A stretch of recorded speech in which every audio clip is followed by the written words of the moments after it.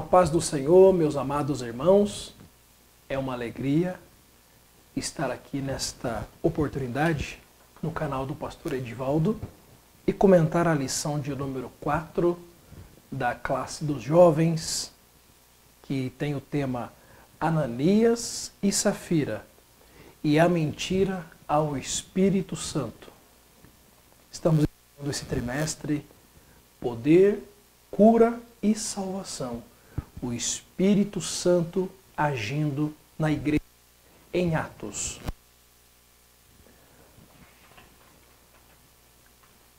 Introduzindo esse assunto tão rico, tão importante para a igreja nos dias atuais, a introdução que quero pontuar aqui, ele diz que os relatos a respeito dos acontecimentos sobrenaturais no livro de Atos continuam no capítulo 5, que é o capítulo que vai tratar esse caso específico de Ananias e Safira. Meyer Pearman, ele resume o livro de Atos dos Apóstolos ou Atos do Espírito Santo em 3 palavras: ascensão, descensão e expansão. Jesus teve a sua ascensão aos céus, o Espírito desceu, a descida do Espírito Santo e a expansão da Igreja do Senhor Jesus. Aquela comunidade dos crentes do primeiro século, ela crescia, havia uma comunhão entre os irmãos, mas em meio àquela comunhão, àquela fraternidade dos irmãos, no entanto, havia alguns falsos irmãos. É isso que nós vamos tratar nesta lição de número 4. E o tópico primeiro, meus irmãos, o engano na obra de Deus. O ponto 1 diz: a comunidade cristã.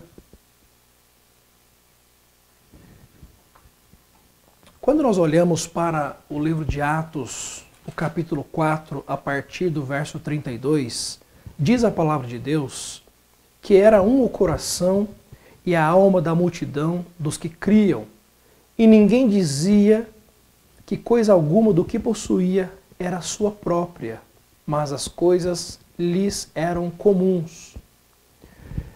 Meus queridos,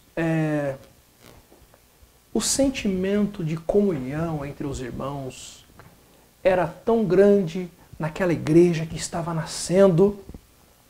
As pessoas tinham comunhão com Deus tamanha que eles vendiam as suas propriedades, traziam aos pés dos apóstolos para compartilhar com os necessitados. Eu quero pontuar nesse ponto 1, essa comunidade cristã, a comunhão que eles tinham com Deus.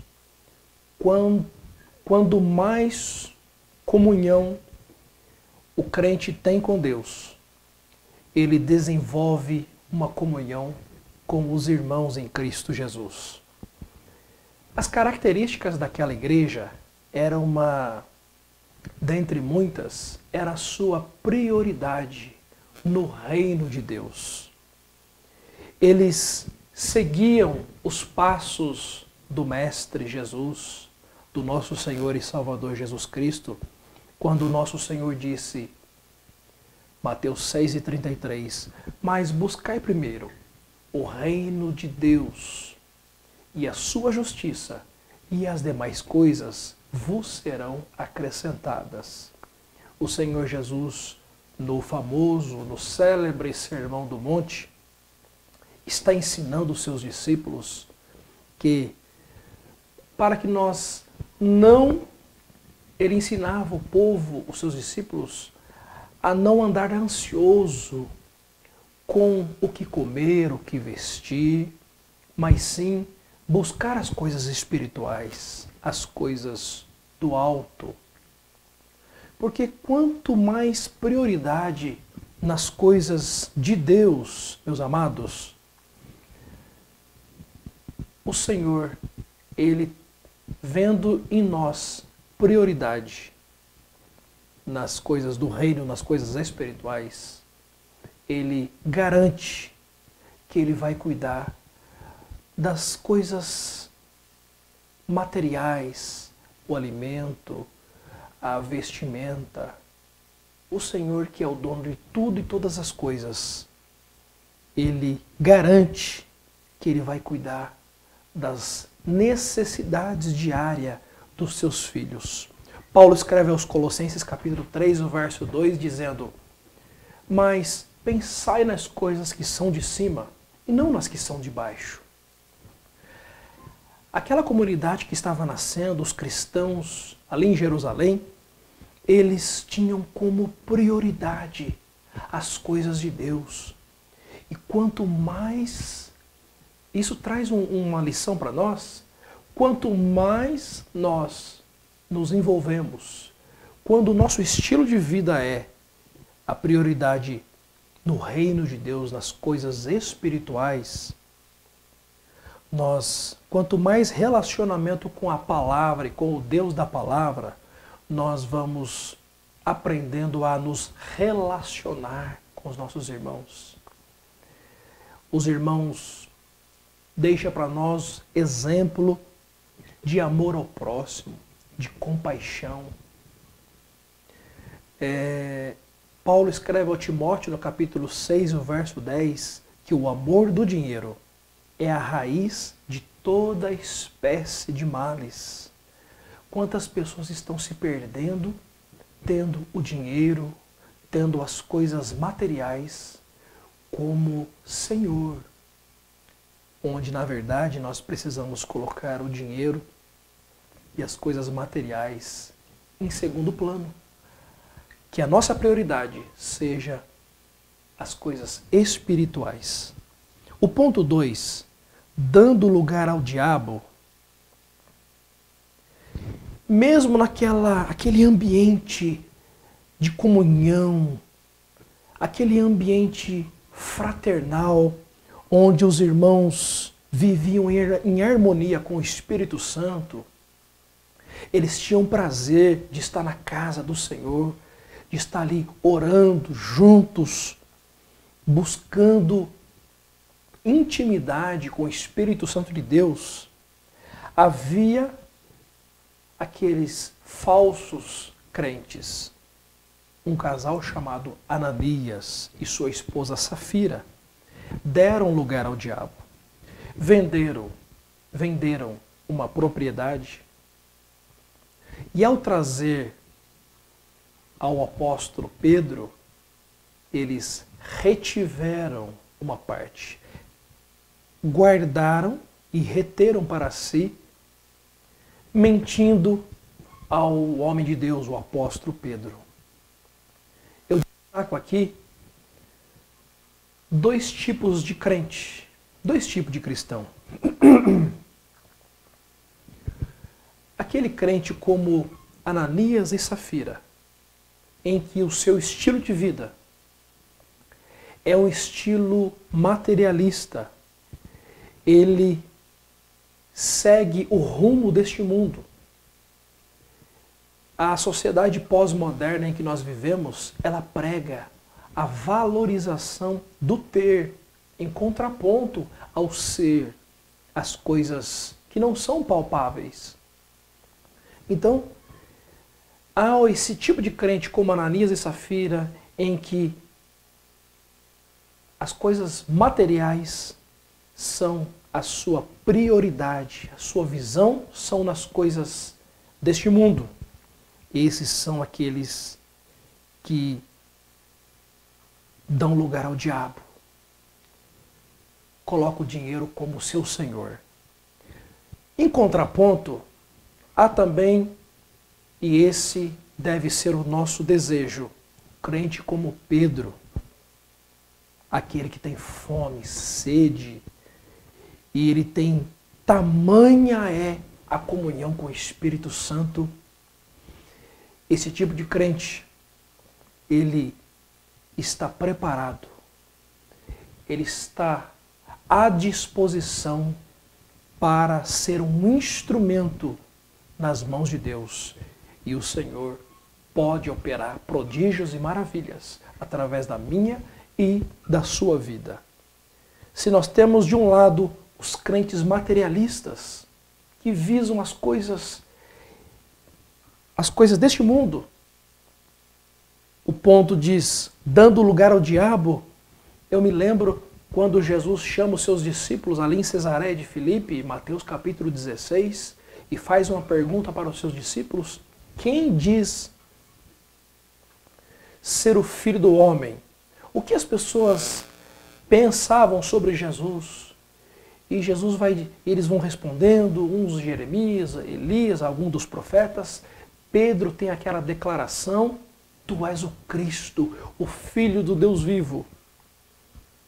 Jesus elogia, fala que aquela revelação não foi de ordem material, natural, mas sim espiritual.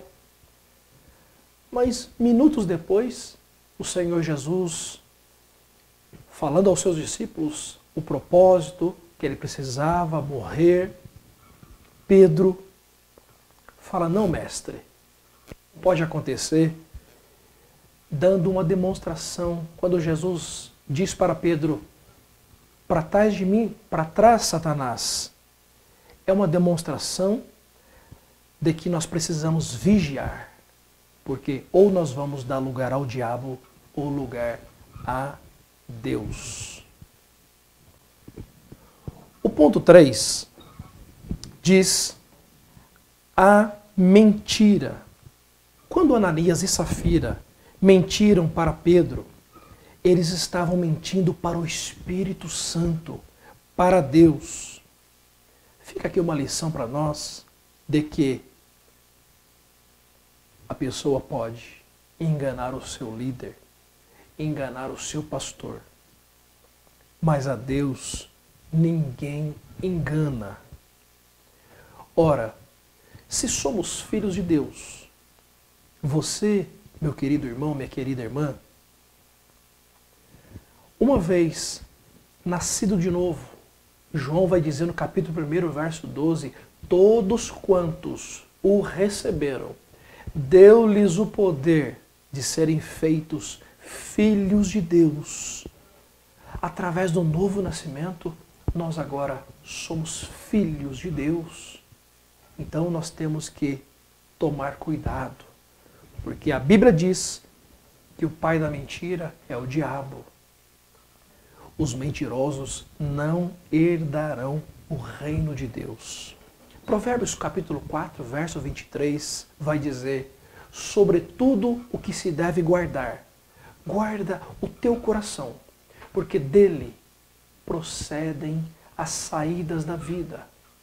O coração aqui é como a alma, onde concentra a inteligência, as vontades e as emoções. Nós precisamos guardar a nossa alma, cada vez mais desenvolver uma comunhão com o Espírito Santo, para que as nossas intenções, as nossas emoções, os nossos sentimentos estejam firmados na palavra de Deus, que as nossas intenções sejam intenções verdadeiras e sinceras. O tópico 2, vamos aqui fazer algumas pontuações. As consequências da fraude. E o ponto 1 diz: morte do casal. O pecado, meus queridos irmãos, traz sérias consequências, terríveis consequências para o ser humano.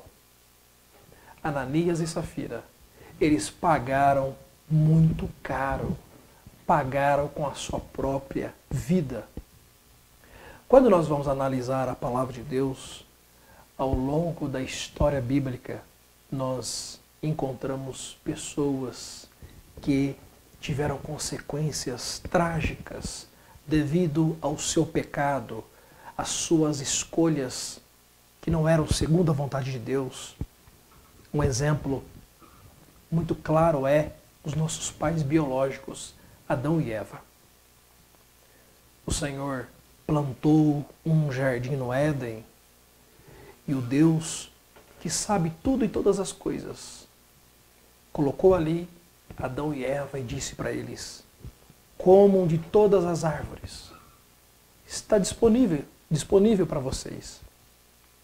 Mas daquela árvore do conhecimento do bem e do mal, dela você não toca, porque no dia em que comer daquele fruto, certamente você morrerá. O homem desobedeceu juntamente com a sua esposa e Paulo vai escrever aos Romanos no capítulo 5, verso 12. Assim como que por um homem entrou o pecado e consequentemente a morte, é por isso que a morte passou a todos os homens. Por isso que todos pecaram e destituídos estão da glória de Deus. Romanos 3 e o verso 23. As consequências do pecado de Adão e Eva foram trágicas para a humanidade e nós vemos isso nu e patente na humanidade. Saul é um outro exemplo do primeiro rei de Israel e o primeiro livro de Samuel, capítulo 15. Deus, através do profeta Samuel, dá uma ordem para que Samuel aniquilasse os amalequitas, um povo que fez muito mal ao povo de Deus. Saul desobedece. Quando Samuel chega, um certo tempo depois, e pergunta a Saul: que balido é esse das ovelhas? Que mugido é esse do gado? Saul trouxe o rei amalequita, trouxe alguns animais, poupou a vida do rei, desobedecendo a ordem do Senhor. Qual foi a consequência de Saul? Deus rejeitou o seu reinado, acabou o governo de Saul. Davi, meus amados irmãos, no segundo livro de Samuel, capítulo 12, pecou cometendo um adultério, um homicídio. Resultado do seu pecado, a morte do seu filho. As consequências são trágicas decorrente do pecado. O ponto 2, temor entre o povo. Aquela punição que Deus fez na vida de Ananias e Safira trouxe um grande temor para o povo. A igreja estava nascendo. Talvez se Deus não agisse daquela forma, aquela igreja que estava nascendo, tal ato hipócrita e de engano poderia causar terríveis danos naquela primeira comunidade. Hoje, nós vivemos dias difíceis, meus amados irmãos. Paulo, aconselhando a Timóteo, fala que estamos vivendo os dias difíceis, dias trabalhosos, uma geração sem temor, sem respeito, sem reverência pela palavra de Deus. Mas, meus queridos, a Bíblia é a palavra de Deus, inerrante, infalível. Ela é a gloriosa, inspirada palavra de Deus. Paulo escreve aos Gálatas no capítulo 6 e o verso 7. Não erreis, Deus não se deixa escarnecer. O que o homem plantar, ele vai colher. Meus amados, Davi pecou secretamente o pecado do adultério com Batseba. Deus, quando leva o profeta Natã para o repreender, diz Deus, através da boca do profeta: aquilo que você fez no oculto, você vai receber a recompensa publicamente. O ponto 3 fala sobre a continuação dos milagres. Interessante que aquela punição não causou evasão dos crentes. Também não houve reclamação sobre os apóstolos, que eles estavam agindo com severidade. Ao contrário, Deus operou prodígios e maravilhas. Houve salvação. Porque quando o profeta, um homem de Deus, ele é a boca de Deus no meio do povo, ele tem compromisso com a palavra e com o Deus da palavra, Deus vai operar milagres, prodígios e maravilhas. Vale a pena ter compromisso com a palavra de Deus. Nós vamos agora pontuar alguns ensinamentos para as nossas vidas. No último tópico, o tópico de número 3. Sinceridade, integridade e verdade como traços do caráter cristão.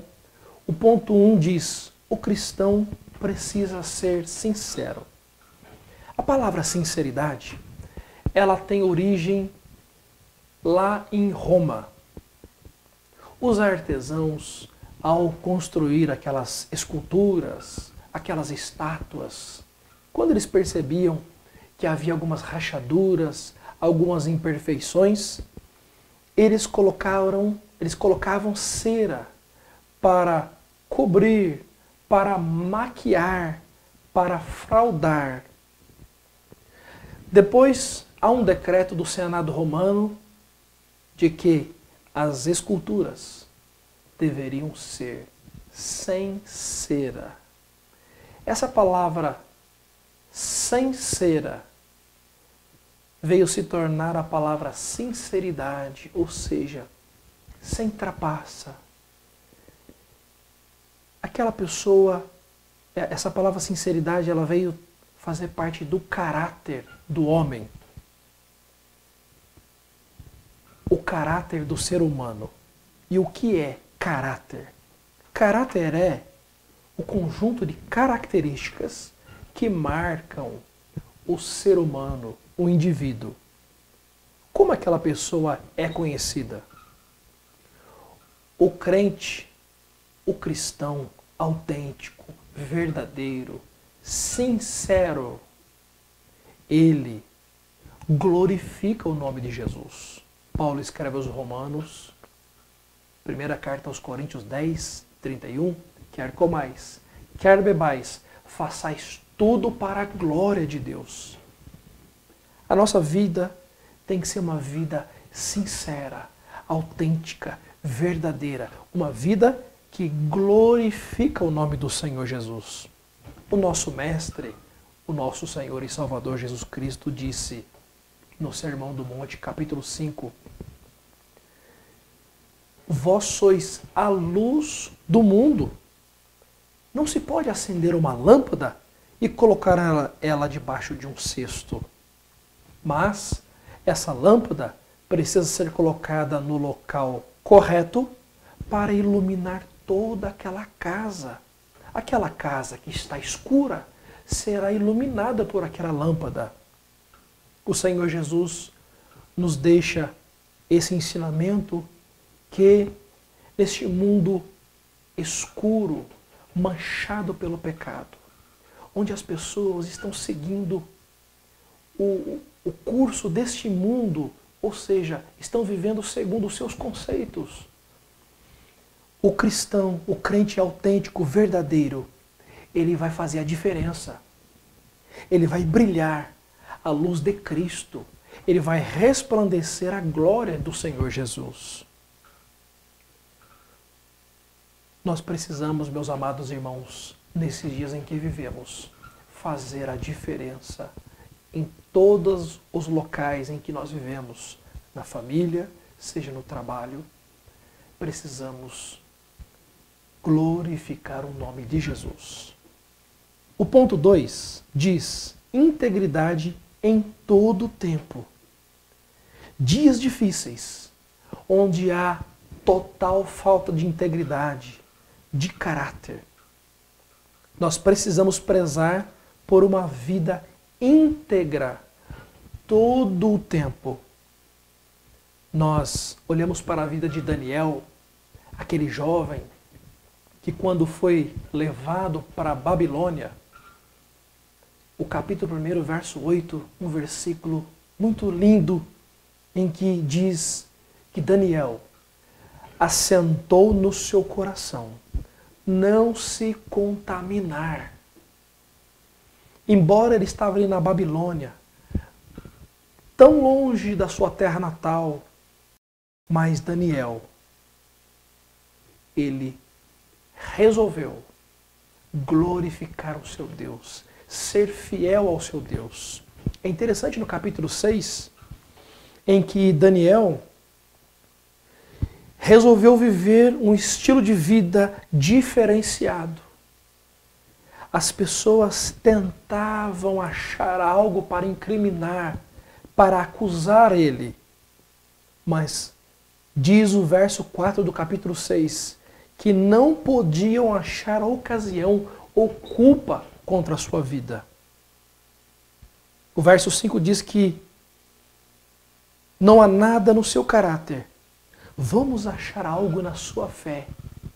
Que exemplo para as nossas vidas, meus amados irmãos. Nós, em todas as áreas da nossa vida, que nós possamos ser conhecidos não como falta de caráter, de sinceridade, de autenticidade, de integridade. Que nós possamos, no ambiente de trabalho, as pessoas não ter nada para nos acusar. Paulo escreve ao jovem obreiro Timóteo, no capítulo 3, o verso 1, o verso 2, que o obreiro tem que ser irrepreensível. Não precisa ser repreendido, sem mancha, intocável. Embora ali ele está aplicando aos obreiros as marcas que um obreiro tem que ter, nós trazemos para nós, o cristão de modo geral, em que nós devemos ver uma vida de um caráter ilibado. As pessoas não devem ter nada para nos acusar. Meus queridos irmãos, o ponto 3, o título é A Verdade Acima de Tudo. Ainda que custe caro para as nossas vidas, viver uma vida reta diante de Deus, diante dos homens, ainda que nós temos que pagar muito caro, ser rejeitados, colocado de lado, seja na família, no trabalho, fiquemos com a verdade do Senhor, a verdade do Evangelho. Eu, estudando esse ponto 3, eu me lembrei de Atos capítulo 4, quando Pedro e João, nós que estamos falando desse livro de Atos, os prodígios e maravilhas que eram operados naqueles dias, no capítulo 3, eles operaram prodígios e maravilhas na vida daquele coxo que estava na frente do templo. Agora, no capítulo 4, eles estão na frente, estão diante dos principais, daquelas pessoas importantes, dos religiosos, e eles eram açoitados. Mas Pedro faz uma declaração no verso 19 do capítulo 4. Julgai vós se é justo diante de Deus ouvir-vos antes a vós do que a Deus? Ou seja, nós vamos ficar em obediência a Deus em primeiro lugar.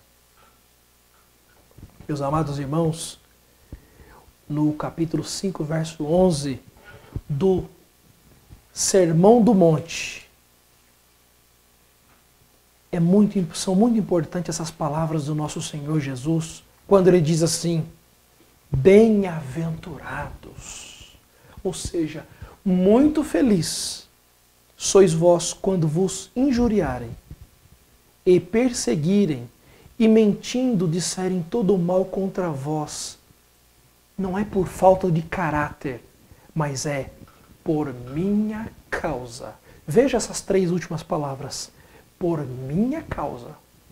Quando as pessoas vos importunarem, mentirem contra vocês, inventarem mentiras, mas a causa é do Evangelho, é porque eu e você somos fiéis a Deus e a sua palavra. Olha só o resultado.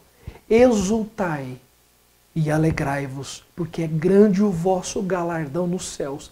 A recompensa, querido irmão, pela nossa verdade, pelo nosso compromisso com o Deus da palavra.